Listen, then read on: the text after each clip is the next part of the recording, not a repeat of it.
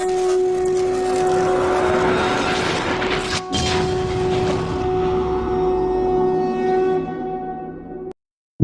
शक्ती live फाउंडेशनमध्ये आपले स्वागत आहे. शक्ती लाईव्ह फाउंडेशन ही एक सामाजिक संस्था आहे. आमची संस्था समाजातील विविध पैलूंवर काम करते. त्यासाठी आमची संस्था विविध कार्यक्रम आयोजित करते, जसे शैक्षणिक कार्यक्रम. शैक्षणिक कार्यक्रमातलाच एक भाग म्हणजे आध्यात्मिक शिक्षण व आध्यात्मिक ज्ञान. याच विषयाला अनुसरून आजच्या आपल्या पॉडकास्टचा विषय आहे भगवान कल्की व येशू ख्रिस्त यांचे पुनरागमन. आणि यासाठी आपण आपल्या पॉडकास्टवर आज बोलवणार आहोत चंद्रनील देसाई सर यांना. कल्की अवताराबद्दल विविध यूट्यूब पॉडकास्टमध्ये किंवा विविध चर्चांमध्ये आपण ऐकलेले आहे, पण सबळ किंवा ठोस असा पुरावा कोणाकडेच नाही की ते कधी अवतार घेणार आहेत किंवा कधी जगाच्या समोर येणार आहेत. सध्याच कल्की नावाचा एक चित्रपट सुद्धा प्रदर्शित झालेला, परंतु त्यात पण असा ठोस पुरावा नाही की कल्की अवतार कधी घेणार आहेत आणि ते जगासमोर कधी येणार आहेत. परंतु योगायोगाने आज आपल्या शक्ती लाईव्ह फाउंडेशनच्या पॉडकास्टवर आपले अतिथी श्री चंद्रनील देसाई सर आलेले आहेत, ज्यांना कल्की अवताराचे प्रत्यक्ष दर्शन व आध्यात्मिक ध्यानात्म दर्शन झालेले आहे.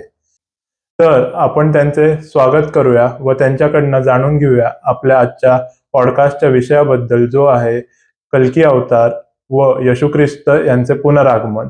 तर आपण त्यांचे स्वागत करूया. तर चंद्रनील देसाई सर, स्वागत आहे शक्ती लाईव्ह फाउंडेशनच्या पॉडकास्टमध्ये. तुम्ही आज इथे उपस्थित आहात, हा आमचा सन्मान आहे की तुम्ही कल्की अवतार व येशू ख्रिस्त यांचे पुनरागमन याबद्दल आम्हाला माहिती सांगणार आहात तुमच्या स्वतःच्या प्रत्यक्ष अनुभवावरनं.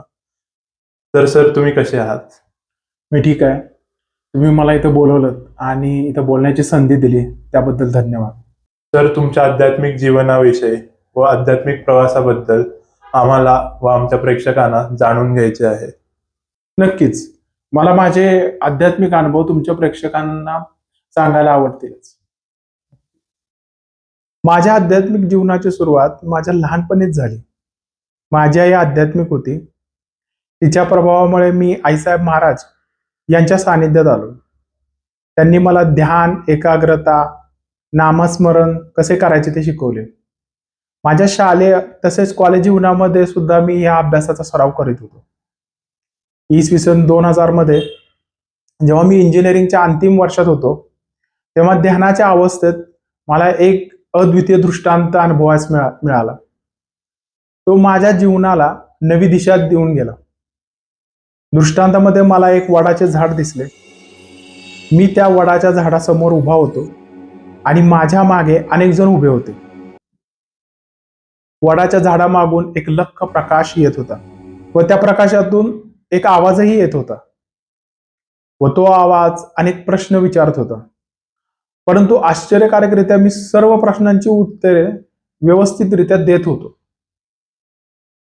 हे माझी उत्तरे ऐकून त्या आवाजाने मला वडाच्या झाडाच्या पाठीमागे बोलवले.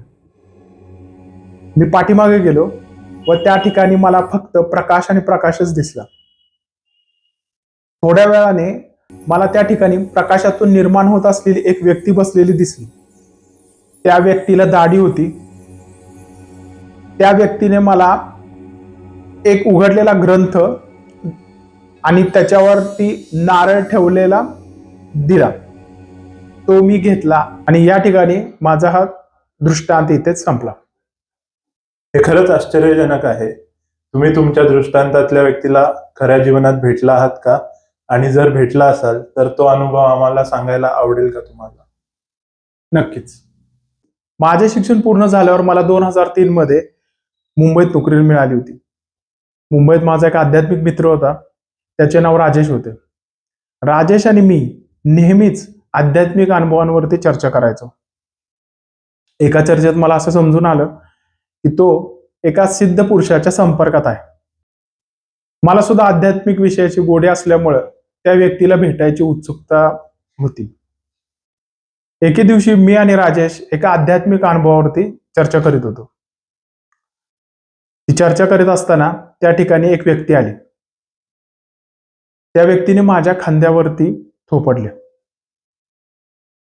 ज्या वेळेला त्यांनी माझ्या खांद्यावरती थोपटले त्यावेळेस माझे संपूर्ण शरीर कंपनयुक्त झाले आणि मला आहे ना खूप ऊर्जायुक्त वाटू लागले.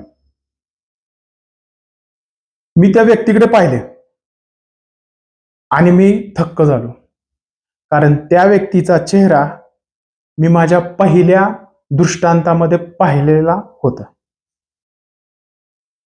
त्या व्यक्तीने मला विचारले, मला कुठे पाहिले आहेस का? यावर मी पुन्हा थक्क झालो, कारण या व्यक्तीला कसे माहिती आहे की मी त्यांना पाहिलंय म्हणून. मी त्यांनाच म्हटलं की मी तुम्हाला दृष्टांतात पाहिलं आहे.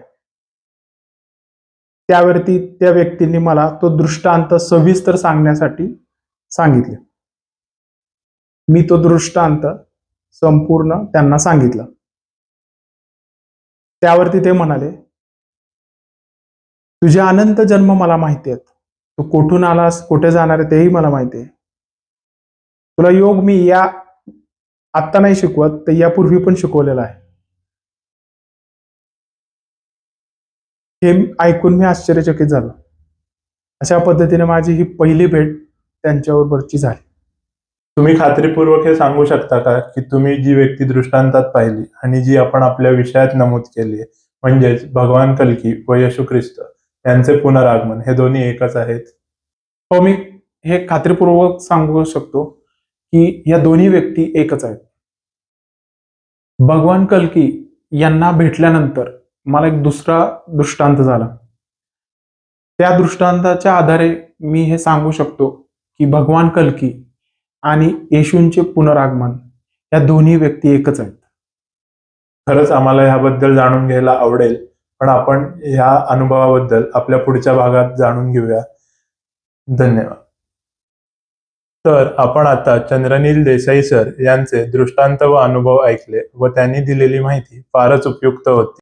तसेच आपल्या मनातील बऱ्याच शंकांचे निरसन व्हायला मदत झाली व पुढील भागामध्ये सुद्धा आपण त्यांना पुन्हा आमंत्रित करून त्यांचे भगवान कल्की व येशू ख्रिस्त यांचे पुनरागमन याच्याबद्दलचे अनुभव जाणून घेणार आहोत व भगवान कल्की व येशू ख्रिस्त कसे एकच आहेत हेही त्यांच्याकडनं जाणून घेणार आहोत.